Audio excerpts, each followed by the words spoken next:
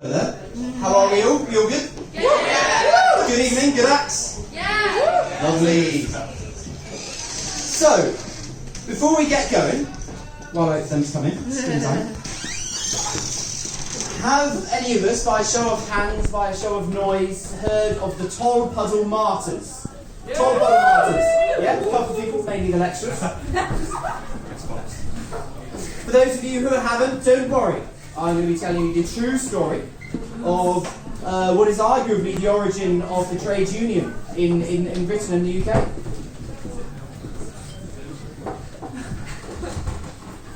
The year was 1834.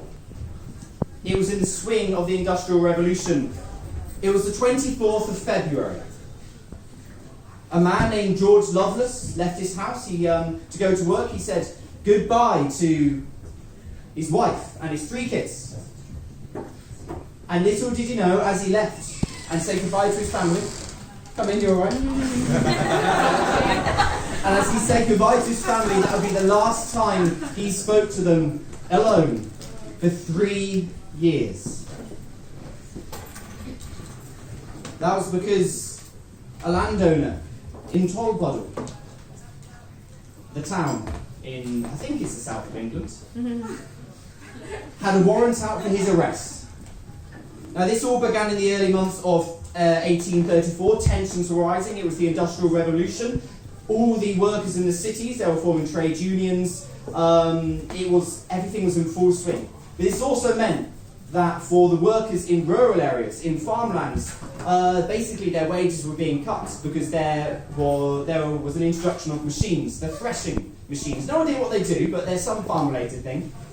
And this meant that the landowners didn't want to pay their workers as much. This also led to harrowing levels of child poverty.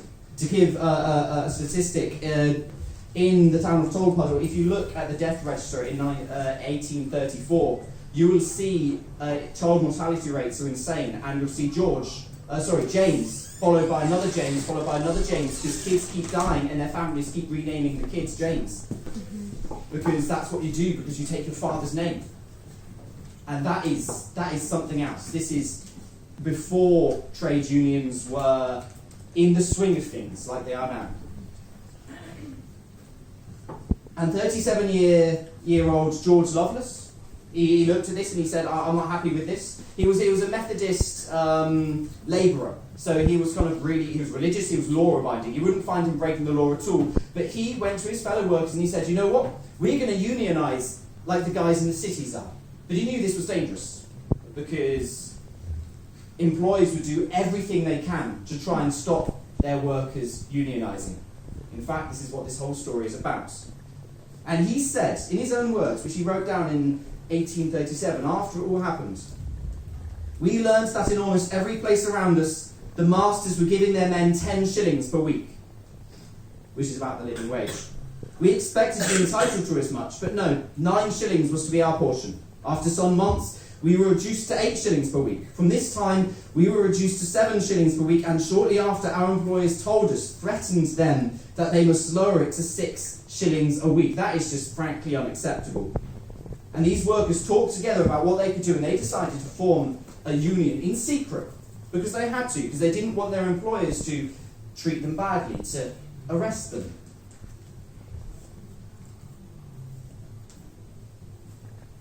So they met in their houses in the evenings, and it was all really secret, so they had a ritual, kind of very ritualistic kind of initiation ceremony. If you hand on the Bible, you're blindfolded for some reason, and you have to swear an oath, your word, your unbreakable vow, that you will not spread the secrets.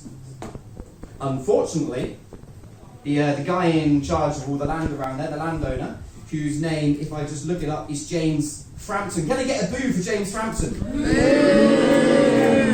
Bad guy. Because he heard this was happening.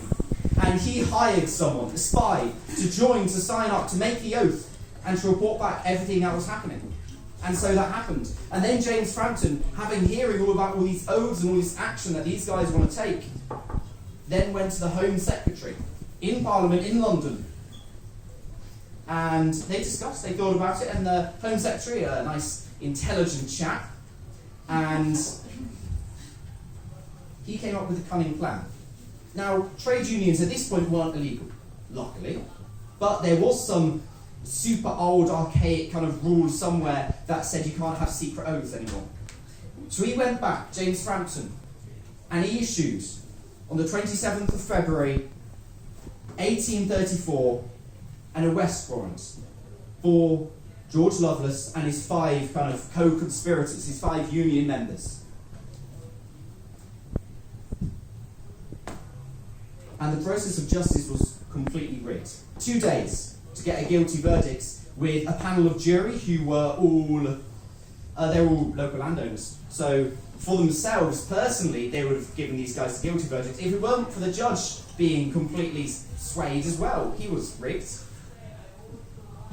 And they were sentenced to 7 years transportation, which is going over to Australia. And back then, that was basically like a life sentence. Because no one comes back from transportation to America because you work like a slave worker. Yet alone a 7-year sentence over there. 7 years conviction. They were being made an example of. When addressing the court, Loveless said, "My lord, if we have violated any law, it was not done intentionally. We were uniting together to save ourselves, our wives and families from starvation, but still this was not enough." He also wrote, "As soon as the sentence was passed, I got a pencil and a scrap of paper, and I wrote the following lines from a song." This is the main chorus. "We raise the watchword liberty. We will be free." And this was the end of the 6 men's story, or so the landowners would like to have thought.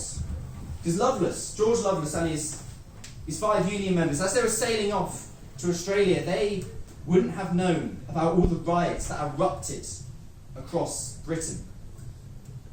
In April, the 21st of April, there are 100,000 workers who marched in London up to the Home Secretary's own private residence. 100,000. Army were called in. 5,000 new special constables, which is like the lowest level of the police force at that time, were enlisted and signed up. It was like a war zone. And this kept happening.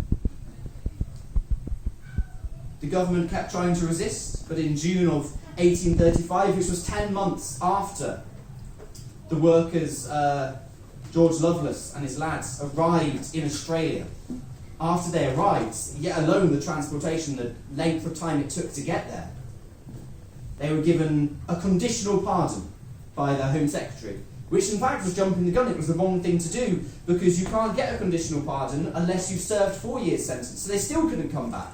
And there were still hoops of legislation to jump through. The government weren't budging. And so the riots continued.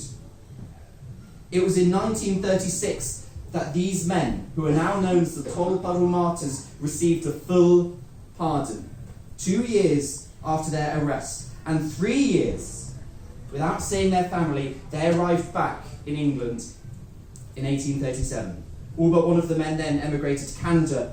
George Loveless died in Canada in 1874 at the age of 77. His legacy, the legacy of the Tolpuddle story, the Tolpuddle Martyrs, was the establishing of the basic human rights to form trade unions. This is no archaic ploy. This is a human right. And this is the song he wrote when he was sentenced to 7 years imprisonment. God is our guide through field and wave, by plough, by anvil and by loom. We come our country's right to save and speak the evil faction's doom.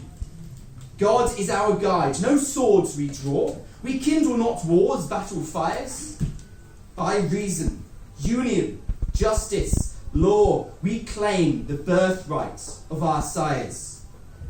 We raise the watchword liberty. We will be free.